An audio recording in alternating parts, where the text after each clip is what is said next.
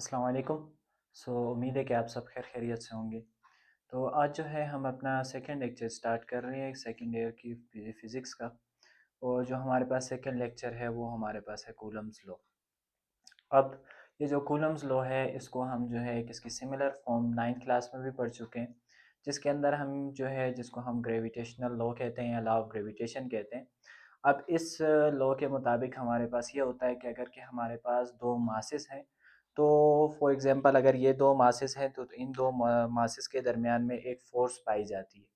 ये फ़ोर्स हमारे पास दोनों मासेस के प्रोडक्ट के इक्वल होती है और इन्वर्सली प्रोपोर्शनल होती है हमारे पास इसके स्क्वायर रेडियस बिटवीन देम के, मतलब के स्क्वायर रेडियस के इन्वर्सली प्रोपोर्शनल और दोनों मासेस के प्रोडक्ट के डायरेक्टली प्रोपोर्शनल होती है। अगर दोनों मासेस बढ़ते हैं तो उसके साथ ये फ़ोर्स भी बढ़ती है, और अगर दोनों मासेस में डिस्टेंस कम होता है तो फ़ोर्स बढ़ती है, और अगर डिस्टेंस ज़्यादा होता है तो फ़ोर्स कम हो जाती है। और इसको हम कहते थे लॉ ऑफ ग्रेविटेशन। लेकिन ये जो लॉ ऑफ ग्रेविटेशन है ये हमारे पास क्या है, सिर्फ बड़े बड़े बॉडीज़ के लिए। अब बिल्कुल सिमिलर हमारे पास जो है हमारे पास है कूलम्स लॉ। और हम ये जानते हैं कि अगर कि हम चीज़ों को छोटा करें तो वो एक चार्जेस की फॉर्म ले लेती है, मतलब बहुत छोटे एक पार्टिकल्स की फॉर्म ले लेती है। अब हमारे पास ये जो पार्टिकल्स होते हैं इन पार्टिकल्स के दरमियान में भी सेम हमारे पास अट्रैक्टिव या रिपल्सिव फोर्स होती है।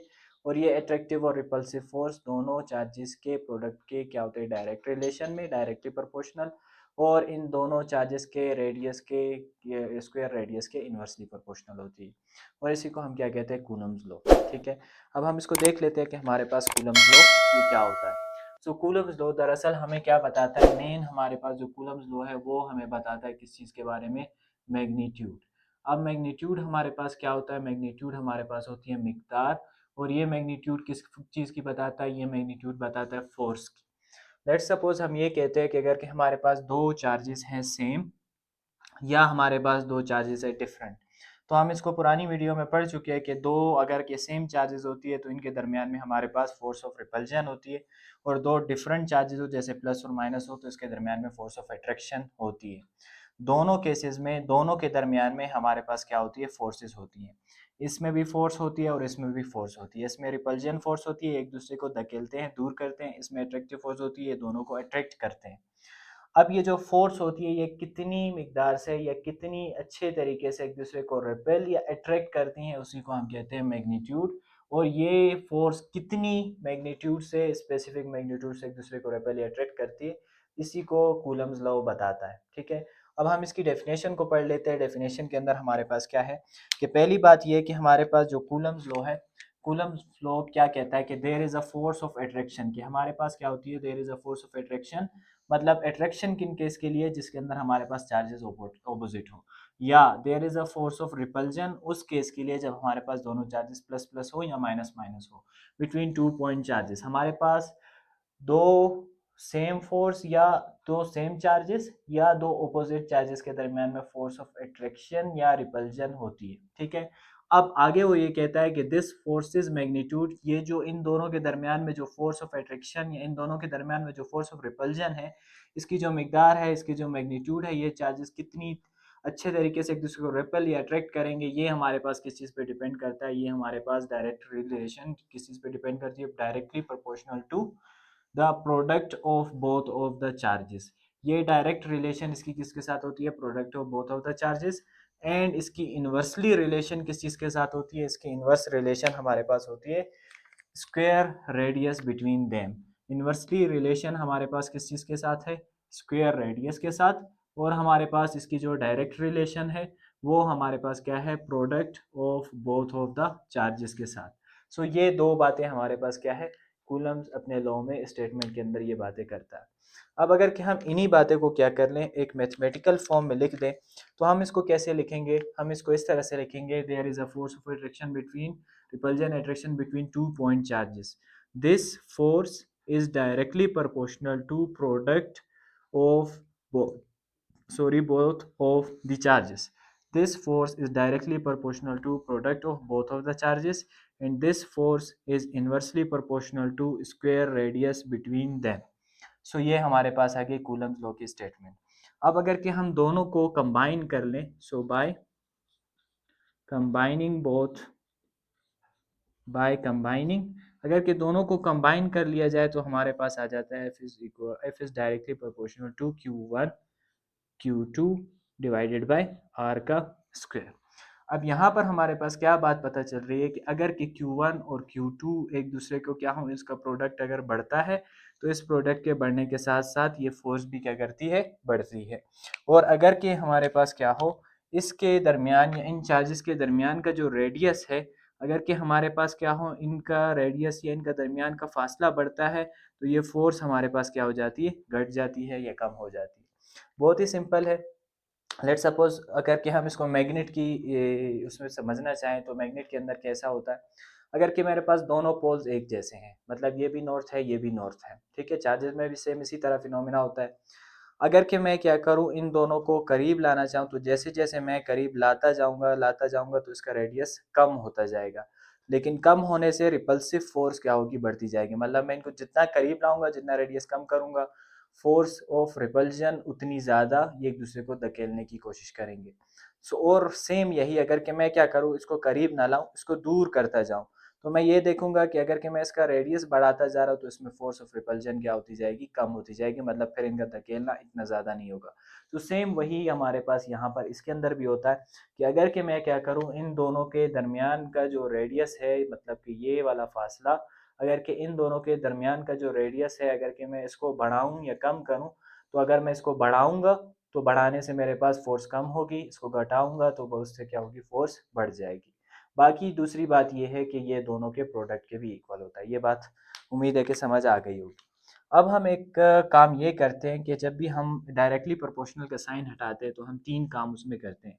सो पहले पहले हम क्या करते हैं, हम इक्वल का साइन लगाते हैं। इक्वल के साइन के लगाने के साथ हम क्या करते हैं, एक कांस्टेंट लगाते हैं, और कांस्टेंट के साथ फिर हम कांस्टेंट को बताते भी हैं, उसको डिफाइन भी करते हैं कि कांस्टेंट असल में क्या चीज़ है। सो यहाँ तक तो आ गया, F इक्वल टू के Q1 Q2 divided by R का स्क्वायर। अच्छा, यहाँ पर मैं बता रहा हूँ कि हमारे पास ये जो के होता है, ये के हमारे पास दरअसल क्या होता है, ठीक है।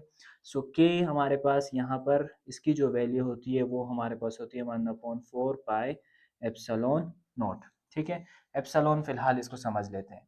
अब देखिए ये जो के की वैल्यू है, के के अंदर हम जानते हैं कि 1/4 पाई ये कांस्टेंट वैल्यू है, पाई 3.14 है, 4 एक कांस्टेंट वैल्यू, यहाँ पर एक ये चीज़ आ रही है जिसको हम कहते हैं एप्सिलॉन, ठीक है। अब ये जो एप्सिलॉन होता है, ये एप्सिलॉन हमारे पास कहलाता है परमिटिविटी, और ये हमारे पास सिंपल अल्फाज में ये है कि ये हमारे पास जो चार्जेस है ये दरअसल किस मीडियम में मौजूद है। अगर ये चार्जेस किस मीडियम में, अगर कि ये चार्जेस स्पेस या एयर में मौजूद हों तो हम यहाँ पर लिखते हैं एप्सिलॉन नोट। एप्सिलॉन नोट हमें ये बताता है कि हमारे पास अब ये जो केस है हम जो पढ़ रहे हैं वो हमारे पास क्या है, स्पेस या एयर के अंदर क्या है, फ्री स्पेस में मौजूद है, ठीक है। अब 1/k is equal to 1/4 pi epsilon naught ये आ गया हमारे पास। अब k को हम क्या कहते हैं, k को हम कहते हैं इलेक्ट्रोस्टैटिक कांस्टेंट, या सिंपल आप इसको कहते हैं, ये हमारे पास क्या होता है, कूलम्स कांस्टेंट। इस k को हम कहते हैं कूलम्स कांस्टेंट, और इस k की वैल्यू क्या होती है, k is equal to 1/4 pi epsilon naught. और एप्सिलॉन नोट मैंने बता दिया कि ये एप्सिलॉन नोट किसके लिए है, ये हमारे पास क्या है, फ्री स्पेस के लिए होता है। और फ्री स्पेस में भी इसकी जो वैल्यू है वो हमारे पास स्पेसिफिक वैल्यू आती है, ठीक है। अब अगर कि हम इस के की ओवरऑल वैल्यू निकालना चाहे, के इज इक्वल टू 1/4 इंटू 3.14, और एप्सिलॉन नोट की जो हमारे पास वैल्यू होती है वो गालिबन हमारे पास 8.85 multiply by 10 raise to power -9 coulomb square पर न्यूटन मीटर स्क्वायर ये होती है। लेकिन वो किताब में मौजूद नहीं है तो हम इसकी डायरेक्ट वैल्यू लिख देते हैं। इसको पूरा कैलकुलेट करने के बाद जो हमारे पास के की वैल्यू आ जाती है वो आ जाती है 9 multiply by 10 raise to power 9 newton metre square पर कूलम स्क्वायर। अगर कि हम इसका यूनिट भी निकालना चाहें तो हम जो है अब इसको यहाँ से देख सकते हैं कि अगर कि मैं यहाँ से के की वैल्यू निकालना चाहूँ तो ये मेरे पास आ जाएगा आर, यहाँ पे क्या हो रहा है, ये हमारे पास हो रहा है, मैं यहाँ पे निकाल देता हूँ कि हमारे पास ये वैल्यू कैसे निकलेगी, एफ इज इक्वल टू के Q1 Q2 divided by are square. ये हमारे पास रफ वर्क है, यहाँ तक ये नीट है। सो एफ अगर मैं यहाँ से के को निकालना चाहूँ तो ये आर यहाँ पे क्या हो रहा है, मल्टी डिवाइड यहाँ पे आके मल्टीप्लाई हो जाएगा, ये आ जाएगा F R square divided by Q1 Q2 जो यहाँ पे क्या हो रहा है मल्टीप्लाई, वहाँ पे डिवाइड हो जाएंगे, ये हमारे पास आ जाएगा के इक्वल।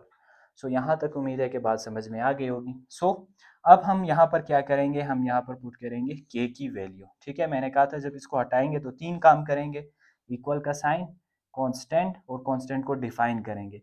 अब कांस्टेंट को हमने डिफाइन कर दिया कि ये कांस्टेंट हमारे पास क्या होता है, वेयर के, हमारे पास जहाँ पर वेयर के ये हमारे पास होता है कूलम्स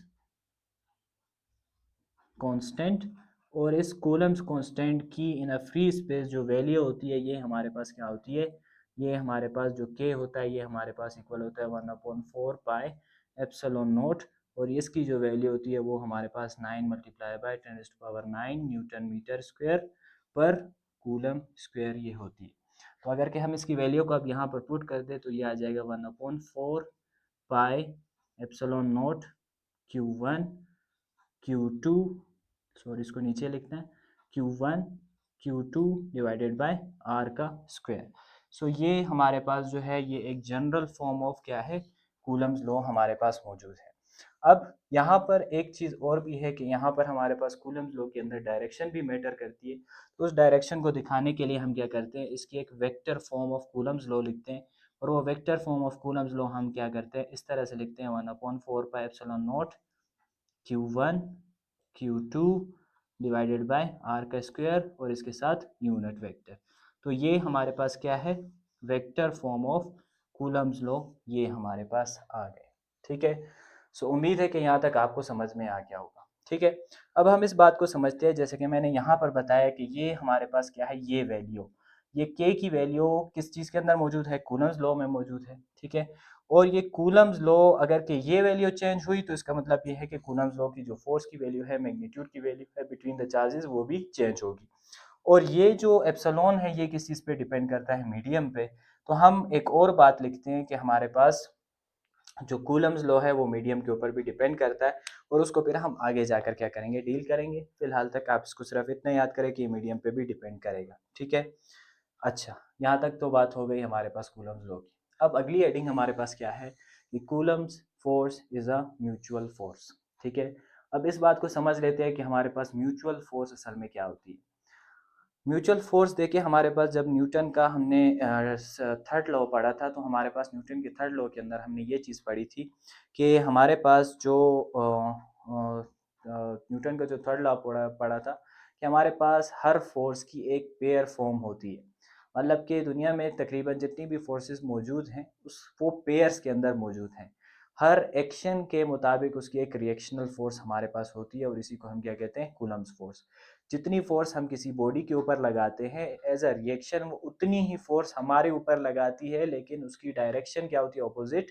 अब जैसे कि फॉर एग्जांपल कि मैं किसी दीवार पर क्या कर रहा हूँ, फोर्स लगाने की कोशिश कर रहा हूँ, तो मैं अपनी फोर्स जितनी दीवार पर लगाऊंगा दीवार उतनी फोर्स मेरे ऊपर लगाएगी। बट दीवार की जो फोर्स होगी वो मेरी लगाई हुई फोर्स के ऑपोजिट डायरेक्शन के अंदर होगी, बट इक्वल इन मैग्नीट्यूड के अंदर होगी। इसी को हम क्या कहते हैं, म्यूचुअल फोर्स। ठीक है, अब हम यही बात ये भी करते हैं कि हमारे पास जो कूलम्स फोर्स है वो भी दरअसल क्या है, एक म्यूचुअल फोर्स है। ठीक है, अब इसको समझ लेते हैं कि म्यूचुअल फोर्स दरअसल क्या होगी। अब देखिए हमारे पास इसी एग्जांपल को ले लेते हैं, इसके दरमियान का रेडियस तो मैंने मिटा दिया, खैर कोई बात नहीं। अब यहाँ पर क्या है कि हमारे पास ये है कि ये प्लस है, ये माइनस है, एक दूसरे को क्या करेंगे, अट्रैक्ट करेंगे। ये एक दूसरे को क्या करेंगे, अट्रैक्ट करेंगे, और इसके दरमियान में जो फोर्स होगी वो क्या होगी, फोर्स ऑफ अट्रैक्शन। ठीक है, अब यहाँ पर म्यूचुअल फोर्स का ये मतलब है कि आप यहाँ पर देख रहे हैं मैंने दो एरो बनाए हैं, मतलब ये जो नेगेटिव है ये इसको भी अपनी तरफ क्या कर रहा है, अट्रैक्ट, और पॉजिटिव नेगेटिव को अपनी तरफ अट्रैक्ट कर रहा है। लेट सपोज मैं ये कहता हूँ ये मेरे पास है Q1 चार्ज, ये मेरे पास है Q2 चार्ज। ठीक है, म्यूचुअल फोर्स का हमेशा ये मतलब ये याद रखिए कि हमारे पास दोनों तरफ से फोर्स ऑफ अट्रैक्शन ये लग रही है, और इंडिविजुअल फोर्स का ये मतलब है कि ऐसा होना चाहिए था कि ऐसा नहीं होता नहीं है। हम ये समझते हैं कि हमारे पास ये जो Q2 है ये क्या कर रहा है, इस Q1 को अपनी तरफ खींच रहा है, इसको हम कहते हैं इंडिविजुअल फोर्स। या ये जो Q1 है ये इसको अपनी तरफ अट्रैक्ट कर रहा है। लेकिन क्योंकि कूलम्स एक म्यूचुअल फोर्स है, तो म्यूचुअल फोर्स का मतलब ये है कि ये इसको इंडिविजुअली अपनी तरफ नहीं खींच रहा है, या ये वाला इसको अपनी तरफ नहीं खींच रहा, बल्कि दोनों एक दूसरे को अट्रैक्ट करने की कोशिश कर रहे हैं। इसको हम कहते हैं Coulomb's as a mutual force. ठीक है, मतलब ये भी जितनी फोर्स ऑफ अट्रैक्शन लगा रहा है वही फोर्स ऑफ अट्रैक्शन ये चार्ज भी इसके ऊपर लगा रहा है, और दोनों क्या कर रहे हैं, नज़दीक हो रहे हैं। सेम केस अगर हम यहाँ पर समझना चाहें तो हमें बहुत ही अच्छे तरीके से समझ आ जाता है कि यहाँ पर हमें पता है कि यहाँ इसके दरमियान में हमारे पास क्या होगी, यहाँ पर हमारे पास होगी फोर्स ऑफ रिपल्जन। ठीक है, अब फोर्स ऑफ रिपल्जन में क्या है कि जितनी फोर्स है, लेट सपोज ये है Q1, ये हमारे पास है Q2, तो जितनी फोर्स से Q1 यहाँ पर फोर्स लगा रहा है, उतनी ही फोर्स से Q2 भी यहाँ पर रिपल्सिव फोर्स लगा रहा है और Q1 से दूर जाने की कोशिश कर रहा है। तो हम ये कहते हैं कि दोनों का जो हमारे पास मैग्नीट्यूड है वो क्या है, सेम। तो हम ऐसे लिख सकते हैं कि F12 is equal to F21, but यहाँ पर देख रहे हैं कि इसकी डायरेक्शन यहाँ पर है और इसकी डायरेक्शन यहाँ पर है, तो यहाँ पर एक डायरेक्शन हमारे पास क्या होगी, नेगेटिव में आएगी। तो सिंपल कहने का मतलब यही है कि हमारे पास क्या है, the force is a mutual force if Q1 apply the force on Q2. If Q1 is applying the force on Q2, so Q2 will also apply the force on Q1 with same magnitude but opposite in direction. इसी को हम कहते हैं Coulomb's as a mutual force. और अगर कि according to Newton third law के मुताबिक इसको लिखना चाहें तो हम कैसे लिखते हैं कि F12 is equal to minus F21। F12 हमारे पास, हमें पता है कि F12 हमारे पास अकॉर्डिंग टू दिस क्या होगा, 1/4 pi epsilon naught Q1 Q2 divided by R का स्क्वायर। ठीक है, और यूनिट वेक्टर इसके साथ हमारे पास मौजूद है R12, और इसके साथ साथ हमारे पास आ जाएगा minus 1/4 pi epsilon naught Q1 Q2 divided by R square into R21 unit vector. इसको हम कहते हैं Coulomb's force is a mutual force या Coulomb force is a mutual force. ठीक है, सो उम्मीद है कि ये वाली बात भी आपको समझ में आ गई होगी। ठीक है, सिंपल बात है। अब हम आगे चले जाते हैं कि Coulomb's law in a material medium. ठीक है, अब देखें यहाँ तक हमने जितनी भी बात की, हमने किसकी बात की, एप्सिलॉन नॉट। एप्सिलॉन नॉट ये है कि दो चार्जेस जो मौजूद है वो किसी फ्री स्पेस के अंदर क्या है, मौजूद है। ठीक है, लेकिन अगर हम दो चार्जेस के दरमियान में किसी मीडियम को ले आए तब यहाँ इस फोर्स के ऊपर क्या फ़र्क पड़ेगा, क्या ये फोर्स बढ़ेगी या क्या ये फोर्स कम होगी। सेम ऐसे ही है कि अगर कि मेरे पास दो मैग्नेट्स हैं, ठीक है, बार बार मैग्नेट्स की एग्जांपल इसलिए देता हूँ क्योंकि चार्जेस मैग्नेट की तरह बिहेव करते हैं। ठीक है, तो दो मैग्नेट्स अगर के मेरे पास मौजूद है तो अब इनके दरमियान में क्या है, एयर है। ठीक है, अब अगर कि मैं एयर को हटाकर इसके दरमियान में कोई मीडियम डाल देता हूँ, कोई दो मैग्नेट के दरमियान में लकड़ी या डाल देता हूँ या कोई प्लास्टिक या कोई भी और चीज़, तो इन दोनों की फोर्सेस में अट्रैक्शन और रिपल्जन में क्या फ़र्क पड़ेगा। ठीक है, तो हमें पता है कि दोनों मैग्नेट्स के दरमियान में अट्रैक्शन या रिपल्जन क्या होगी, कम हो जाएगी। तो सेम वही किस्सा यहाँ पर है कि the force between the charges depends on the medium between charge, कि हमारे पास जो फोर्स है दो चार्जेस के दरमियान में जो फोर्स है वो सिर्फ चार्जेस के रेडियस और प्रोडक्ट पे डिपेंड नहीं करती, बल्कि ये इस पे भी डिपेंड करती है कि चार्जेस कहाँ पर मौजूद है, उनके दरमियान में मीडियम क्या है। ठीक है, इन वैक्यूम, अगर कि हम वैक्यूम में ये बात करें जैसे कि हमने यहाँ पर की, तो वैक्यूम के अंदर ये जो फोर्स होती है, कूलम फोर्स होती है, ये क्या होती है, स्ट्रॉन्गेस्ट फोर्स होती है, मतलब यहाँ इसकी वैल्यू सबसे ज़्यादा होती है। लेकिन अगर कि हम मीडियम की बात करें कि हमारे पास मीडियम कोई वाटर है, गिलास है, कोई ऑयल है, मतलब कि हमारे पास क्या है, एयर के या फ्री स्पेस के अलावा कोई और मीडियम है, तो हमारे पास ये जो वैल्यू होगी फोर्स, ये फोर्स जो होगी, कूलम्स फोर्स होगी, ये क्या करेगी, डिक्रीज करेगी। और इसी को अगर कि हम स्पेस के अलावा कोई और मीडियम इन चार्जेस के दरमियान में रख दें तो इसको हम क्या कहते हैं, डाई इलेक्ट्रिक। ठीक है, और डाई इलेक्ट्रिक को हम क्या कहते हैं, इंसुलेटिंग मीडियम। और इंसुलेटिंग मीडियम को सिर्फ और सिर्फ हम लोग क्या करते हैं, एप्सिलॉन से दिखाते हैं, एप्सिलॉन से शो करते हैं, और ये हमारे पास क्या होता है, डाई इलेक्ट्रिक मीडियम। वो वाला जो हमारे पास मीडियम था वो हमारे पास क्या था, वो हमारे पास फ्री स्पेस का था, डाई इलेक्ट्रिक मीडियम। ठीक है, सो उम्मीद है कि ये बात समझ आ गई होगी कि अगर कि हम दो चार्जेस को एक dielectric medium, dielectric का क्या मतलब है कि स्पेस या फ्री स्पेस या एयर के अलावा कोई भी मीडियम, तो डाई इलेक्ट्रिक मीडियम हो गया। ठीक है, अगर कि हम किसी भी दो चार्जेस को एक डाई इलेक्ट्रिक मीडियम में रखते हैं तो फोर्स, कूलम फोर्स के जो मैग्नीट्यूड है उसकी वैल्यू क्या हो जाती है, कम हो जाती है। अच्छा, तो हम यहाँ पर देखिए हमारे पास इन रिलेटिव परमिटिविटी क्या होता है in dielectric medium, the force reduces due to polarisation and can return as. ठीक है, तो यहाँ पर मैंने ये बात कही थी कि हमारे पास ये जो फोर्स होती है अगर कि हम डाई इलेक्ट्रिक मीडियम को रखते हैं तो हमारे पास ये फोर्स क्या हो जाती है, रिड्यूस हो जाती है। अब रिड्यूस क्यों होती है, ये रिड्यूस होती है ड्यू टू द पोलराइजेशन। अब देखिए, जब हम दो चार्जेस के दरमियान में पोलराइजेशन का एक बहुत ही लंबा सा टॉपिक है, तो पोलराइजेशन को सिंपल आप ये कह सकते हैं कि जब हम किसी भी डाई इलेक्ट्रिक मीडियम को किसी भी फील्ड के अंदर रखते हैं, दो चार्जेस के दरमियान में रखते हैं, तो हमारे पास दोनों साइड के ऊपर क्या होती है, पोल्स क्रिएट हो जाते हैं। ठीक है, अब ये पोल्स क्या करते हैं, ये हमारे पास दरअसल क्या करते हैं, उस फोर्स ऑफ अट्रैक्शन या रिपल्जन को क्या करते हैं, डिक्रीज कर देते हैं। सो अगर के सवाल पूछा जाता है कि हमारे पास कूलम्स लॉ के अंदर मीडियम रखने से फोर्स क्यों रिड्यूस होती है, तो वो इस वजह से होती है क्योंकि उनके अंदर पोलराइजेशन क्रिएट हो जाती है। ठीक है, अच्छा, अब यहाँ पर हम क्या बात कर रहे थे कि हमने अगर के डाई इलेक्ट्रिक मीडियम किसी भी उसके अंदर रखा तो फोर्स रिड्यूस होगी, कितनी होगी वो हमें रिलेटिव परमिटिविटी से पता चल जाएगा। अच्छा, यहाँ पर अगर कि आप इस चीज़ को गौर से देखें तो यहाँ पर epsilon naught into epsilon r ये चीज़ मेरे पास मौजूद है। तो यहाँ पर पहले मैंने इसको लिखा हुआ था कि हमारे पास जो epsilon naught into epsilon r होता है, हमारे पास दरअसल ये किस तरह की रेशियो निकलती है, ये हमारे पास निकलती है एप्सिलॉन, ये हमारे पास एप्सिलॉन जो होता है ये हमारे पास इक्वल होता है किस चीज़ के, epsilon naught into epsilon r के, ये हमारे पास इक्वल होता है। ठीक है, और अगर कि हम यहाँ से एप्सिलॉन आर को निकालना चाहें तो एप्सिलॉन आर हमारे पास किस चीज़ के इक्वल हो जाएगा, epsilon divided by epsilon not. अब यहाँ पर हमारे पास ये जो एप्सिलॉन है ये हमारे पास क्या है, इंसुलेटिंग परमिटिविटी है, इंसुलेटिंग मीडियम है, और ये हमारे पास क्या है, medium in a free space है। ठीक है, और इन दोनों की रेशो को, the ratio of the insulating medium to the free space, इसको हम क्या कहते हैं, रिलेटिव परमिटिविटी।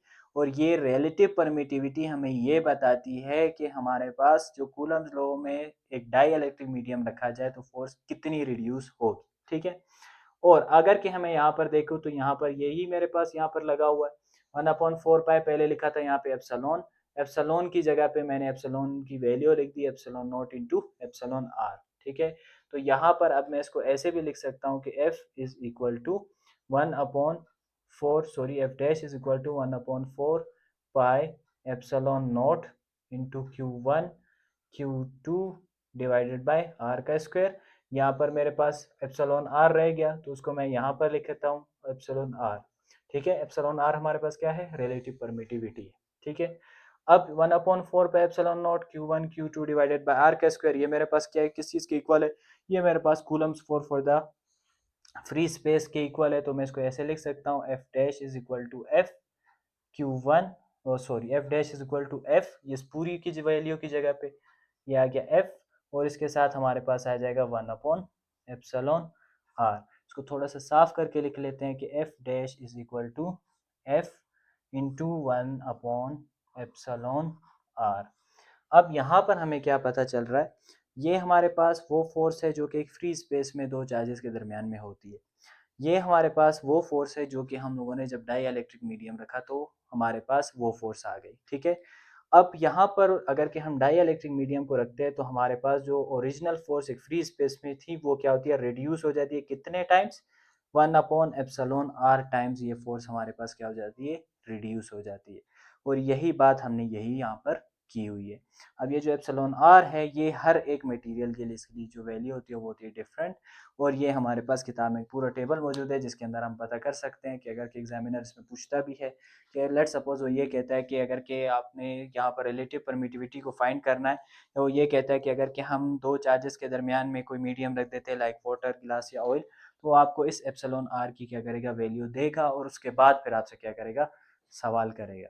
सो यहाँ तक जो है हमारे पास जो वीडियो है वो क्या हो गई, ख़त्म हो गई। सो उम्मीद है कि आपके इसके अंदर जितने भी डाउट्स होंगे वो इंशाल्लाह क्लियर हो गए होंगे। लेकिन फिर भी अगर कि कोई भी क्वेश्चन है तो बज़ेर कमेंट सेक्शन आप मुझ तक अपना क्वेश्चन वो पहुंचा सकते हैं। और जहाँ तक बात रही नोट्स की, तो जो बोर्ड के ऊपर जो पैटर्न है वो कुछ इस तरह से बनाया गया है कि मैंने कोशिश ये की है कि अगर कि इसी पैटर्न को आप फॉलो करते हैं और इसी से ही अपने नोट्स को बनाते हैं तो इंशाल्लाह मेरा नहीं ख्याल कि आपके कोई भी मार्क्स कटेंगे, इंशाल्लाह आपके पूरे नंबर आ जाएंगे। और इसके अंदर मैं ये भी कोशिश करता हूँ कि मैं पूरा पैटर्न फॉलो करूँ जिस तरह कि आप बोर्ड के पेपर्स में इसको लिख सकें। सो उम्मीद है कि बात आपको समझ में आ गई होगी। सो अब तक, तब तक के लिए अगली वीडियो तक जो है अल्लाह हाफ़िज़, और सुनने के लिए जज़ाकल्लाह, शुक्रिया।